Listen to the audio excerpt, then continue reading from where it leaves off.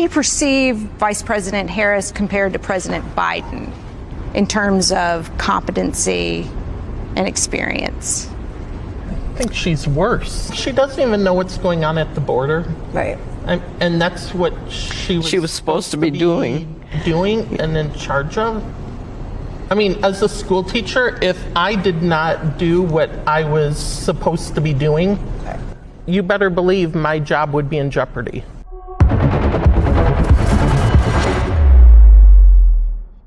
Good evening, everybody, and welcome to the Leftist Losers Show, where we point out all of the losers of the left. And today, I wanted to talk to you guys about the current situation with Kamala Harris. I don't think the left understands that Kamala Harris is extremely unpopular. And the current thing that they're pushing is that they're trying to separate her from the fact that she was titled the border czar by the mainstream media and by the Democratic Party, specifically the Biden administration. She was placed in charge of the border during her time as vice president with Joe Biden, or I should say she's still the vice president with Joe Biden. And there's no running from that, but the media is desperate to try to separate her from the legacy that is the Biden administration, because the Biden administration has been an absolute disaster. There has never been a worse president in the history of the United States, and the sad reality for her is that she was his vice president, and she basically did nothing for the last 4 years. I don't think we've seen Kamala Harris do really anything for the last 4 years. She's kind of just hidden in the background, so much so that when she was appointed the head of the effort to fix the border and stop the border crisis, she never even went to the border. She was pressured for months to head down to the border and never showed up. And when she finally did show up, she went down to some of the countries across the border to try to come up with some kind of diplomatic solution. And they basically mocked her and shamed her till she left. And nothing was done about it. And that's why we see the border still a disaster. So, of course, now that she is going to be the Democratic candidate, as far as we can tell, for 2024, the media is just absolutely desperate to try to block all of the criticism of what she did during her time as, on the Biden administration as the vice president.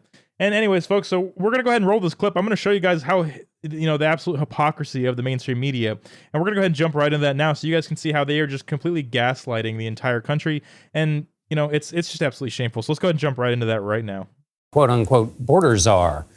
Vice President Harris was not a border czar. Meantime, Vice President and border czar Kamala Harris facing some backlash. What he said about Harris and immigration was not true. She was never appointed border czar. And this will be her first visit to the U.S.-Mexico border region since she was appointed as the border czar by President Biden. People gonna have to counter the misinformation. You already hear folks talking about the border czar. She wasn't the border czar. President Biden tapped Kamala Harris, Vice President Kamala Harris, to be the border czar. Now, she wasn't the border czar. That's what Republicans labeled her. They were very critical of Kamala Harris, especially in her role as border czar. Now what she's up against is folks lying about her border record, calling her a border czar. Kamala Harris, who was appointed as the border czar. The Biden team didn't declare her the border czar. They wanted her to work on kind of the root causes of immigration. There has been so much criticism against Kamala Harris. She was the border czar. Calling her sort of the border czar, which wasn't necessarily the case. So the border, if they weren't planning to address it in a major way, do not make her your border czar. She met with some of the Northern Triangle countries, but nothing has effectively changed.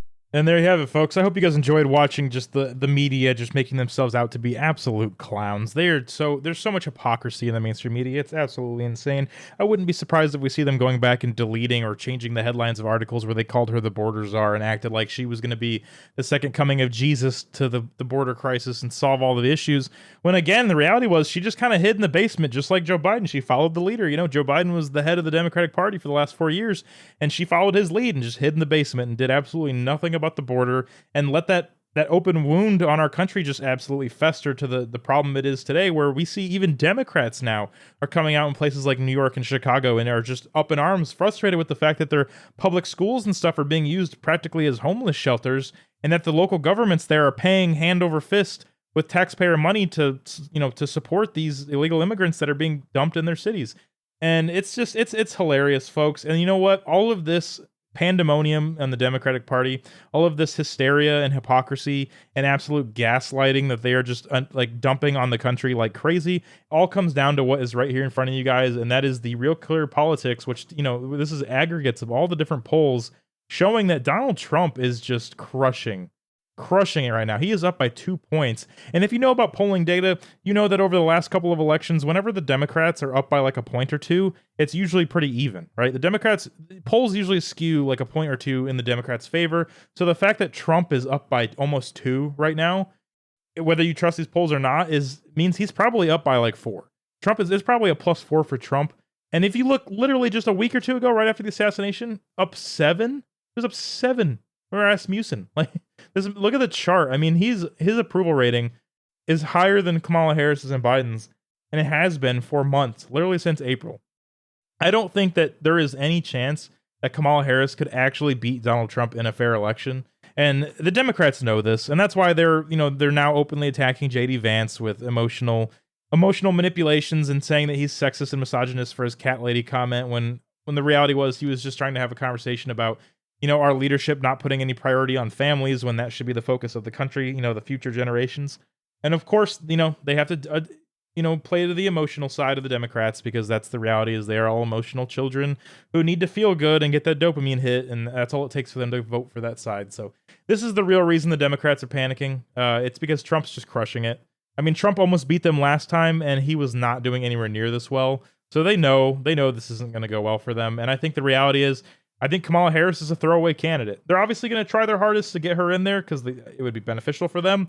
But I think the reality is Kamala Harris is just a throwaway candidate. They don't want to waste anyone who's actually got some potential on the Democratic side, if there even is anybody, because they're going to need someone in the next election. And if Trump, with how strong Trump is right now, especially after the assassination attempt, if they throw somebody out there who's semi-decent and actually motivates people on the left, and they get beat by Trump, it's basically the end of their political career, or pretty close to it. There'll be a lot to recover from after that. So that's all I got for you guys today, folks. I just wanted to show you guys how hypocritical the media is, as always.